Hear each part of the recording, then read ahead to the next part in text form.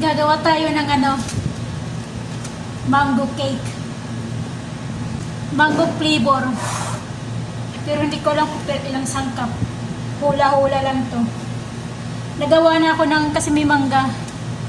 Yung mangga nila, parang gunoton. Yung, parang yung maraming, parang sa bunot. Yung maraming siya, hibla.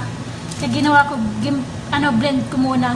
Tapos sinala ko para mawala yung mga hibla-hibla. Yun, ito, gagamitin natin. Walang itlog, kasi ayaw nila ng itlog na sa cake. May itlog sa cake na ayaw nila.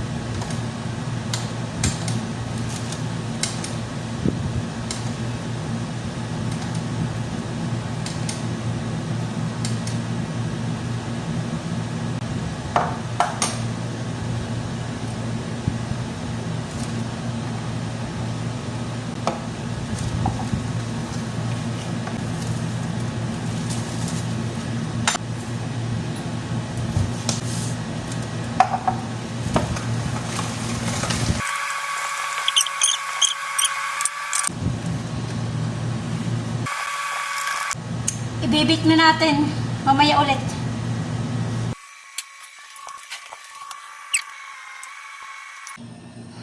Ito na yung ating mango cake.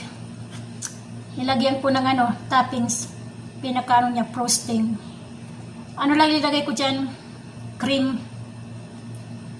All-purpose cream lang, tsaka asukal. Yun, tapos konting cornstarch para magano siya. Lumapot ng konti. Sana magustuhan nila yung aking gawa. Nilagay dito halos nagkadurog-durog na, inayos ko na lang kasi masyadong maarte.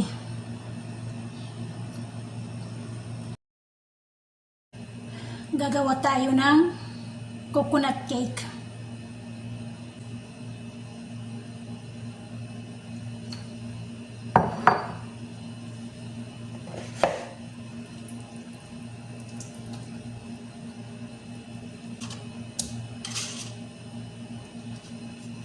Ng yogurt.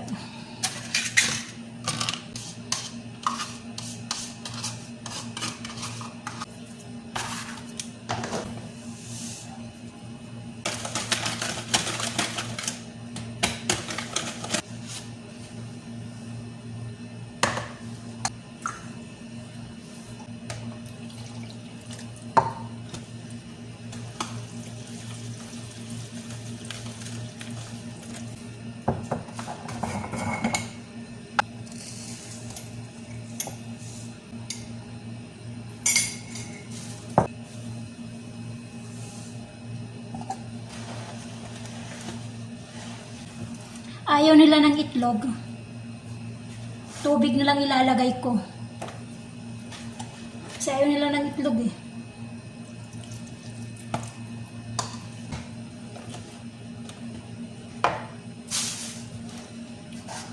Okay, tapos.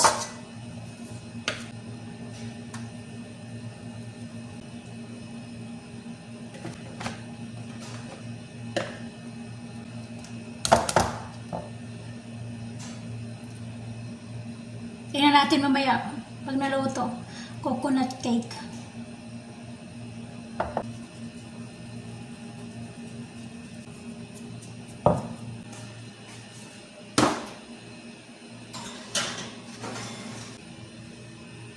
Mamaya na lang ulit.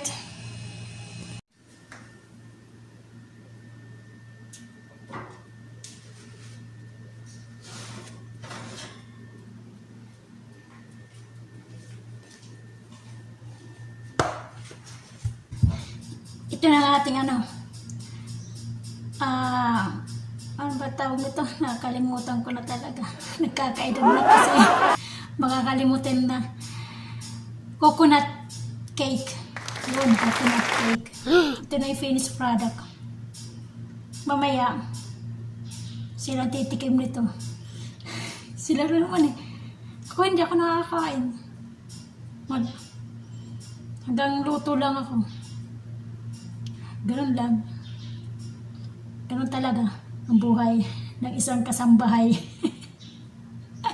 Bigyan hindi, wala lang. Sige, hanggang dito na tayo guys. Sana magustuhan. Masarapan sila sa gawa ko. Pinagagawa niya ako ng ibang cake, kaya lang sabi ko, may naisip na ako kung anong gagawin ko. Kaya sabi niya sa akin, sige, yun na lang yung gusto mong gawin. Eh ito, nagawa ko. Kasi yung kung anong mayroong ingredients sa Frigidaire, yun lang ginagawa ko. Kasi wala silang mga ingredient na gusto ko eh. Kung ano na lang dyan, yung ginagawa ko, linuluto ko. Kaya, hanggang dito na lang tayo. Magandang araw sa inyo, magandang gabi. Kumusta kayong lahat? Bye-bye. Bye-bye. God bless sa ating lahat.